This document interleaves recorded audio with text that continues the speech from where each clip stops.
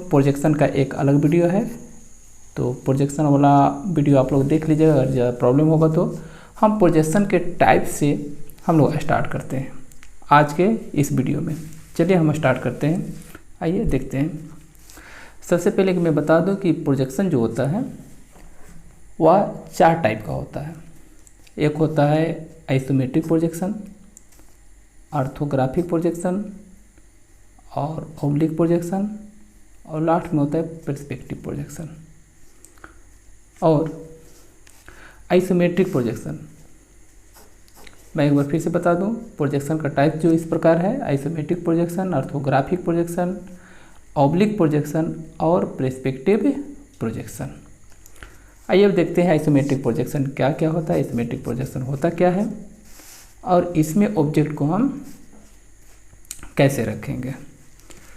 तो isometric projection जो होता है इसको कहते हैं 3 डायमेंशनल प्रोजेक्शन कहा जाता है, यानी इसको कहा जाता है 3D कहा जाता है। 3D, डी इट मीन्स होता है, डी रिप्रेजेंट करता है डायमेंशनल को, डायमेंशन को रिप्रेजेंट करता है। डायमेंशन जो होता है, डायमेंशन इट मीन्स अगर किसी ऑब्जेक्ट की बात करो तो ऑब्जेक्ट में अगर 3D ऑब्जेक्ट है तो उसमें 3 डायमेंशन, दैट इज या तो उसमें क्या होगा, लेंथ होगा या वाइड को रिप्रेजेंट करेगा और साथ में रहेगा आपको हाइट रहेगा, हाइट, ठीक है। तो वैसा ऑब्जेक्ट जिसमें लेंथ, वाइड और हाइट मिले वह होता है 3 डायमेंशनल प्रोजेक्शन। और आइसोमेट्रिक जो प्रोजेक्शन होता है वह 3 डायमेंशनल प्रोजेक्शन होता है, क्योंकि वैसा प्रोजेक्शन, वैसा ऑब्जेक्ट जिसमें 3 डायमेंशन मिलता हो, या लेंथ, वाइड और हाइट। और जब भी हम, और सबसे पहले बात कि जब हम 3 डायमेंशन की बात करें यानी 3D ऑब्जेक्ट की बात करें तो इसमें जो ऑब्जेक्ट होता है, ऑब्जेक्ट की जो लाइनिंग होती है वह सारी की सारी जो लाइनिंग होता है वह आइसोमेट्रिक एक्सिस के पैरेलल ड्रॉ किया जाता है। अब ये आइसोमेट्रिक एक्सिस क्या होता है भाई? तो वह एक्सिस जो ऑब्जेक्ट को ड्रॉ करने के लिए जिसके पैरेलल ड्रॉ किया जाता है, खींचा जाता है, दैट इज, ये आप देख रहे हैं डायग्राम, ये आइसोमेट्रिक एक्सिस कहलाता है, यह कहलाता है आइसोमेट्रिक एक्सिस कहलाता है, ठीक है। आइसोमेट्रिक एक्सिस तो आइसोमेट्रिक प्रोजेक्शन के लिए यह 3 आइसोमेट्रिक एक्सिस होंगे और सभी आइसोमेट्रिक एक्सिस का जो एंगल होता है वह 120 डिग्री का होता है। जो भी आइसोमेट्रिक एक्सिस होंगे वह 120 डिग्री के एंगल पर होंगे, 120 डिग्री। चलिए अब यहाँ देखिए लोग, ये जो लाइनिंग देख रहे हैं नीचे वाला, ये आपको नज़र आ रहा होगा, ये वाली लाइनिंग, ठीक है। अब इस एक्सिस के परपेंडिकुलर एक लाइन ड्रॉ कर देते हैं। जैसे सपोज करो यहाँ पर लाइन ड्रॉ करते हैं ऐसे, ये जो एक्सिस देख रहे हो इस एक्सिस के परपेंडिकुलर, इट मीन्स यहाँ से यहाँ जो एंगल है यह 90 डिग्री का है, ठीक है। एक साफ साफ बना देते हैं। चलिए देखिए, एक एक्सिस ये हो गया और दूसरा एक्सिस ये वाला हो गया और इस तरह से यह तीसरा एक्सिस हो गया। अब इस एक्सिस के पैरेलल एक लाइन, परपेंडिकुलर एक लाइन ड्रॉ करते हैं इस पॉइंट से। चलिए ये वाला पॉइंट हो गया। अब यहाँ पर देखिए लोग, इस एक्सिस के बीच का एंगल जो है 120 डिग्री है, ठीक है। यानी यहाँ से यहाँ तक जो एंगल है यह 120 डिग्री और ई वाला जो एंगल है यह 90 डिग्री हो गया, राइट। और ई वाला भी एंगल 90 डिग्री हो गया, जबकि देखिए ए आइसोमेट्रिक एक्सिस, ए भी आइसोमेट्रिक एक्सिस है और ए भी आइसोमेट्रिक एक्सिस है। और थोड़ा देर पहले अभी हम लोग देखिए कि आइसोमेट्रिक एक्सिस के बीच का जो एंगल होता है वह 120 डिग्री का होता है। अब यहाँ देखिए लोग, यहाँ से यहाँ इसके बीच का एंगल 90 डिग्री और यहाँ से यहाँ तक ये आइसोमेट्रिक एक्सिस के बीच का एंगल 120 डिग्री। तो ई वाला जो एंगल मिलेगा यह एंगल हो जाएगा 30 डिग्री का। और इसी तरह से ई वाला जो एंगल होगा ए भी हो जाएगा 30 डिग्री का एंगल होगा। ठीक है, चलिए अब फिर थोड़ा सा आगे देखते हैं। अब यहाँ देखिए ये जो लाइन देख रहे हैं वाला, ठीक है, इसको हम थोड़ा देर के लिए हम मान लेते हैं यार बेस है, कुछ इस तरह से। चलिए ये वाला हो गया, बेस हो गया। अब यहाँ जो है एक लाइन जो जाएगा इस तरह से, यानी एक एक्सिस, जैसे ई वाला एक्सिस देख रही वाली, और इसको अगर हम बेस मान लें तो बेस से यहाँ एंगल बन रहा है 30 डिग्री का। और दूसरा एक्सिस जो जा रहा है देखिए इस तरह से, ठीक है। और ई वाला जो एक्सिस है, ई एक्सिस, और इसको बेस हम मान रखे हैं, इसके बीच का जो एंगल है ई वाले भी कितना हो गया 30 डिग्री हो गया। ठीक है, और नीचे वाला जो ई वाला एक्सिस देख रहे हो, इस एक्सिस को हम ऊपर भी शिफ्ट कर सकते हैं, कोई दिक्कत नहीं है। ऊपर क्यों करेंगे भाई? क्योंकि जो मेरा डायग्राम बन रहा है हम इसको बेस लेकर के इस लाइन से ऊपर हम डायग्राम बनाना चाहते हैं, तो ये जो एक्सिस जो होगा आप ऊपर की तरफ शिफ्ट कर सकते हो। ठीक है, चलिए अब देखिए, अब इस एक्सिस की अब जो भी लाइन ऑब्जेक्ट बनाते समय हम ड्रॉ करेंगे, चलिए देखिए, ठीक है, तो सारे के सारे लाइन जो होगा इस एक्सिस के पैरेलल होगा। ये जो लाइन देख रही बोली, इसी एक्सिस को हमने क्या किया, ऊपर शिफ्ट किया है। अब इसके बीच का जो एंगल होगा यह 90 डिग्री हो जाएगा। और डायग्राम बनाते समय अगर यह एक्सिस इस एक्सिस के पैरेलल खींचा गया लाइन अगर लेंथ होगा तो ये दूसरा एक्सिस के पैरेलल खींचा गया लाइन जो होगा यह वाइड को रिप्रेजेंट करेगा। या वाइड मतलब चौड़ाई को बताएगा। अगर यह एक्सिस इस एक्सिस के पैरेलल मतलब समानांतर होता है, इस एक्सिस के समानांतर जो लाइन खींचा गया है और वह लाइन अगर लेंथ को बताता हो, लेंथ मतलब लंबाई को बताता हो, तो दूसरा एक्सिस के पैरेलल मतलब दैट इज इस एक्सिस के पैरेलल खींचा गया लाइन जो होगा, ठीक है, वह वाइड को बताएगा। ठीक है, वह डिपेंड करता है डायग्राम जो है, डायग्राम की लंबाई कौन सा साइड ले रखे हैं, चौड़ाई कौन सा साइड है।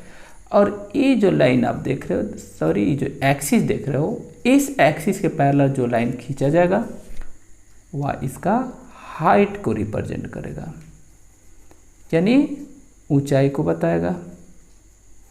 समझ पा रहे हो ना? तो अब देखिए लो, अब isometric projection means isometric projection मतलब 3D प्रोजेक्शन। 3D डायग्राम कर सकते हो, आइसोमेट्रिक प्रोजेक्शन कर सकते हो, और आइसोमेट्रिक व्यू भी होता है। ठीक है, दोनों में थोड़ा सा डिफरेंस है। जैसे कि यहाँ देखिए, हम इसको लिख सकते हैं इस तरह से, या ऐसे भी होता है, जैसे आइसोमेट्रिक, ठीक है, इसको हम लोग व्यू भी कहते हैं, आइसोमेट्रिक व्यू कहते हैं। ठीक है, और ये होता है आइसोमेट्रिक प्रोजेक्शन होता है। आइसोमेट्रिक व्यू ए भी 3 डायमेंशनल प्रोजेक्शन होता है, 3D होता है, जैसे कि आइसोमेट्रिक प्रोजेक्शन होता है। दोनों में डिफरेंस क्या होता है? तो आइसोमेट्रिक व्यू जो होता है या ऑब्जेक्ट के एक्चुअल डायमेंशन को देता है, एक्चुअल डायमेंशन, या कह सकते हो आप इसको ट्रू डायमेंशन कह सकते हो। ठीक है, एक्चुअल डायमेंशन के बदले में आप इसको कह सकते हो ट्रू डायमेंशन। मतलब ऑब्जेक्ट की जो लंबाई दे रखा है उसी लंबाई को लेकर, उसका जो डायमेंशन दे रखा है उसी डायमेंशन को लेकर अगर हम ऑब्जेक्ट बनाते हैं अपना नोटबुक, अपना कॉपी में, तो उसको कहते हैं ट्रू डायमेंशन कहते हैं। और यहाँ देखिए लोग, ई वाले ये जो देख रहे हो आइसोमेट्रिक प्रोजेक्शन हम लिखे हुए हैं, ठीक है। और आइसोमेट्रिक प्रोजेक्शन जो होता है वह 20% लेस होता है, कम होता है, ठीक ना, फ्रॉम एक्चुअल डायमेंशन या ट्रू डायमेंशन। चलो ट्रू डायमेंशन लिख दिए, ट्रू डायमेंशन। ट्रू डायमेंशन इसका मतलब क्या है, हम आगे हम लोग इसको पढ़ेंगे, थोड़ा सा हम इसको लेकर आगे बढ़ते हैं, ठीक है। बस दिमाग में इतना रखिए लोग कि आइसोमेट्रिक प्रोजेक्शन जो होता है वह 20% लेस होता है, कम होता है ट्रू डायमेंशन या एक्चुअल डायमेंशन कह सकते हो। अब एक चीज़ थोड़ा सा छोटा सा हम यहाँ डायग्राम बनाना चाहते हैं। चलिए सपोज कीजिए, देखिए अगर इसको हम लेंथ ले लिए, देखो ये जो एक्सिस देख रहे हो लाइन, ई लाइन देखिए इस एक्सिस के पैरेलल है। दूसरा लाइन हम ऐसे ड्रॉ करते हैं, देखिए, ठीक है। अगर इसको लेंथ मानेंगे तो दूसरा वाइड चल जाएगा, वाइड होगा। और ए भी इस एक्सिस के पैरेलल है। और इसको हम बेस लेते हैं, तो यहाँ पर देख रहे हो, यहाँ पर यहाँ जो, ठीक है, इस लाइन और इस बेस के बीच का जो एंगल होगा या 30 डिग्री होगा। और ई वाला भी एंगल होगा, ये भी 30 डिग्री। अब ई वाला जो देख रहे हैं, ये लेंथ कुछ भी हो सकता है जो ऑब्जेक्ट में दिया रहेगा। सपोज कीजिए इसका कोई भी लेंथ लेकर हम डायग्राम बना देते हैं। अब देखिए, अब यहाँ से हमें हाइट ड्रॉ करना है, तो बिल्कुल इसका पैरेलल ड्रॉ करेंगे, दैट मीन्स इस तरह से, ठीक है, ऐसे। और फिर यहाँ से इसके पैरेलल ड्रॉ करेंगे लाइन, देखिए ऐसे। तो रफली हम बता रहे हैं आप लोग को समझने के लिए, ताकि दिक्कत ना हो, समझ में आसानी से आ जाए। देखिए लोग,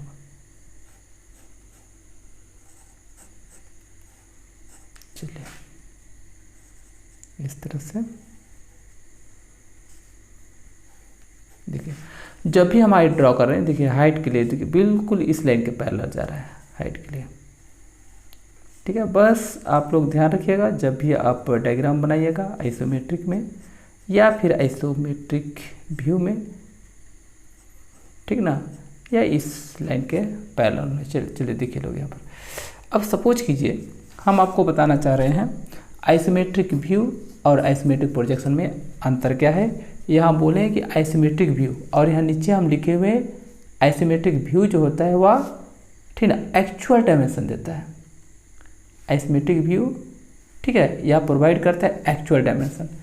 चलिए एक्चुअल डायमेंशन का मतलब क्या, सपोज कीजिए कि इस ऑब्जेक्ट की जो लेंथ है, मान लो यहाँ पर 40 mm है, डायमेंशन हम नहीं कर रहे, बस ऐसे ही, ठीक ना, ऐसे ही लिख दे रहे हैं इसका। और ई वाला जो लेंथ है इसको मान लेते हैं 20 है, और हाइट मान लेते हैं 10 है। तो अब देखिए, सपोज करें कि बुक में गिवन है, ये बुक में दिया हुआ है और हमें इस ऑब्जेक्ट को बनाना है, ठीक है। जबकि इसका डायमेंशन देखिए, लंबाई 40 है और चौड़ाई 20 है। और यहाँ से ये वाला जो लेंथ देख रहे हो, ये लेंथ जो है 10 mm हाइट का है। तो जब हम अपना नोटबुक में जब हम इसको बनाना शुरू करेंगे तो 40 है, तो हम लोग क्या करेंगे, 40 ही लेंगे, ठीक है। और ये वाला वाइड 20 है, तो इधर हमको रखना है कितना, 20 लेंगे।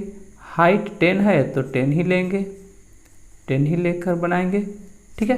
अर्थात कहने का मतलब जो ऑब्जेक्ट में डायमेंशन दिया गया है उसी डायमेंशन को लेकर के सेम ऑब्जेक्ट हम तैयार करते हैं, सेम ऑब्जेक्ट हम लोग बनाएंगे, ठीक है। तो इसको कहते हैं आइसोमेट्रिक के व्यू कहते हैं, क्योंकि इसका डायमेंशन चेंज नहीं हो रहा है। जैसे देखिए यहाँ 40 है, ठीक है, ये वाली डायमेंशन 40 है, तो यहाँ भी हम लोग क्या करते हैं 40 डायमेंशन लेके बना रहे हैं।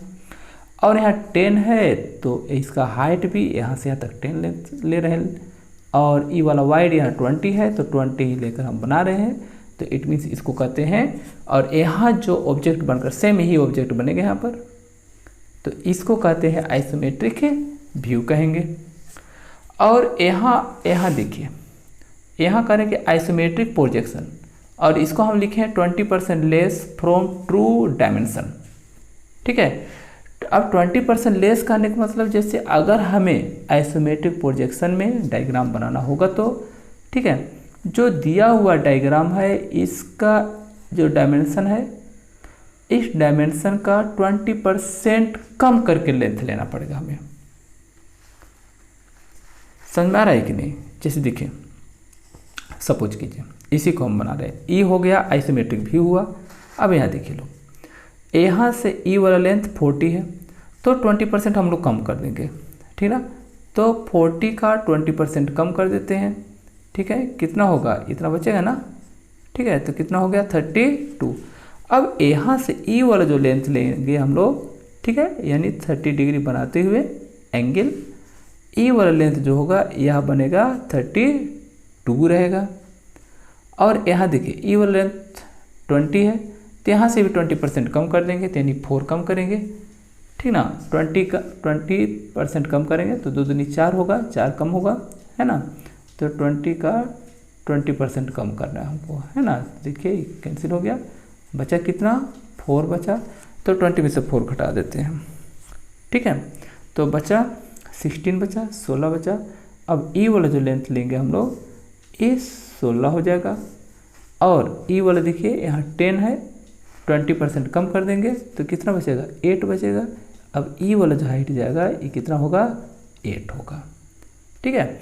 तो इसी तरह से सारा डायमेंशन को, ठीक है, सारा डायमेंशन को 20% कम करके, ठीक ना, जो डायग्राम हम लोग बनाएंगे वह कहलाता है आइसोमेट्रिक प्रोजेक्शन कहलाता है, वह कहलाता है आइसोमेट्रिक प्रोजेक्शन, ठीक है। यहाँ लिख रहे हैं 20% लेस, 20% क्या करें, कम कर रहे हैं, किससे, जो ऑब्जेक्ट दिया हुआ है, ऑब्जेक्ट का जो डायमेंशन है उससे 20% कम लेकर हम लोग ड्रा करते हैं, ठीक है। तो ये कहलाता है आइसोमेट्रिक,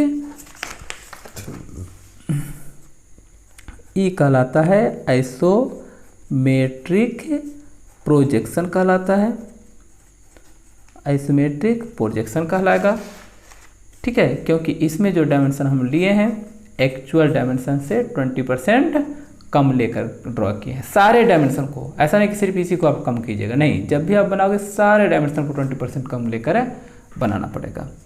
और इसको कहते हैं आइसोमेट्रिक व्यू कहते हैं इसको, आइसोमेट्रिक व्यू। क्योंकि इसमें जो मेरा डायग्राम हम लोग बनाते हैं आइसोमेट्रिक में, जो ऑब्जेक्ट का डायमेंशन दिया हुआ है उसी डायमेंशन को लेकर ड्रॉ करेंगे, ठीक है। तो इस प्रकार जो डायग्राम बनता है वह कहलाता है आइसोमेट्रिक व्यू कहलाता है, ठीक है। तो आइए फिर हम आगे बढ़ते हैं, एक ऑब्जेक्ट को आप लोग को बनाकर दिखाते हैं और साथ में हम लोग सीखेंगे कि इंस्ट्रूमेंट हम लोग कैसे चलाएंगे। और इंस्ट्रूमेंट अगर आपको चलाना आ गया तो समझिए कि आप 30% 40% डायग्राम आपको समझ में आ गया आपको, ठीक है। आइए स्टूडेंट्स आगे बढ़ते हैं।